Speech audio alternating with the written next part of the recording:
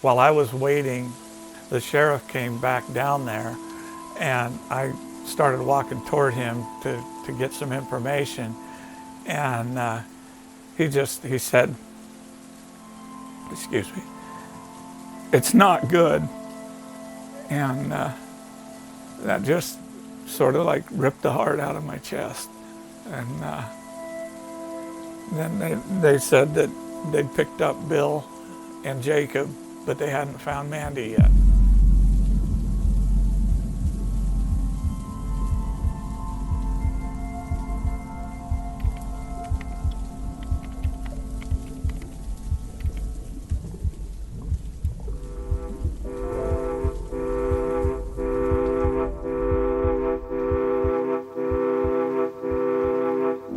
I had told some people that I had boats to loan out, so I basically loaded all of my boats up on my trailer and took them all up there. And having our prayer and devotional before the hike, we got ready to go, and I said, well, I have a couple extra boats.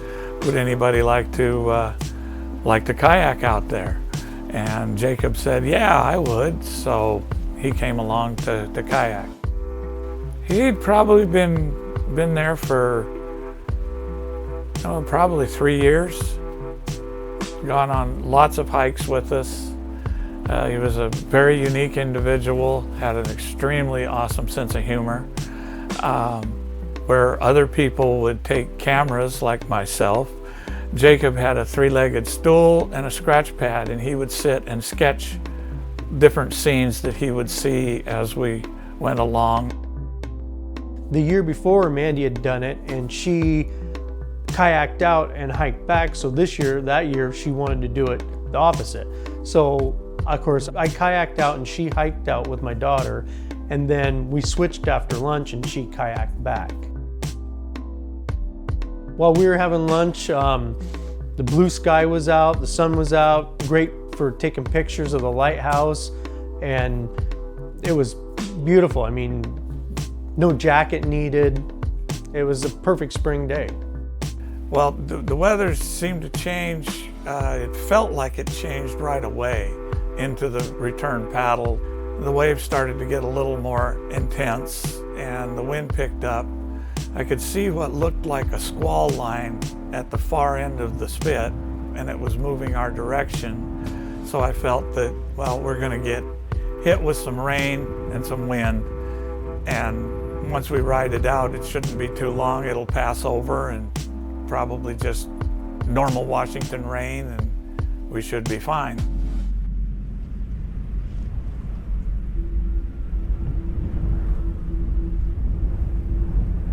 I mean, this is somebody I care about. They were like my family member. And as they're in the waters, basically begging for help, I wanted to get to her any way I could. I wanted to go over there and save her.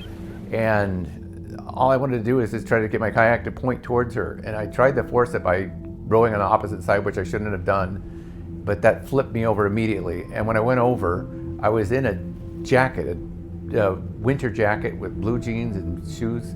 And when I flipped over into the water, it was icy cold, and I was drenched with my clothes, and it was kind of dragging me down. I didn't know how far I was from shore. I knew that Mandi was needing rescue, but the waves were so high that all I could do is get a breath, and then the wave would go over my head, and then I could get another breath, and then the wave would go over my head, and then to have Mandi right there with me, screaming and begging me not to let it go.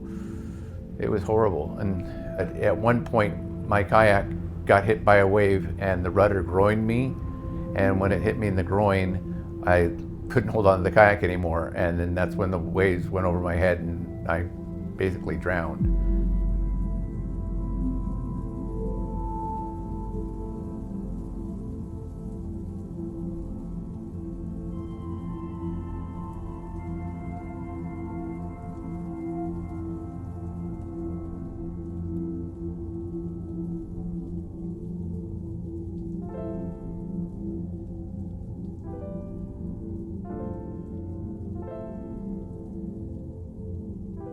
You go from fun to realizing you're about to die, and you have to make those choices.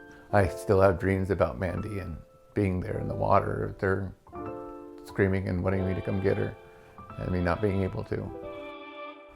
Mandi was a very outgoing person. She was the person in the group that was going to be friends with everybody. I mean, she had a huge heart. She just very friendly, very giving of herself.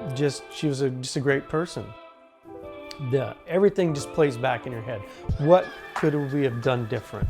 There's a lot of whats. What if? Could we have changed something that day and made it safer, or made it to where this didn't happen? You don't know. All you can do is take what you've learned from this and use it to prepare yourself for the next time. The knowledge I had at the time, I wouldn't have known what else to do as far as clothing. With what I have learned from this incident, I now have a dry suit. I'm a little more prepared for other types of situations. Anytime you're on the water, you have to be prepared to be in the water, irregardless of what your situation. It can be a beautiful sunny day and everything else, but you want to have preparation to be in the water.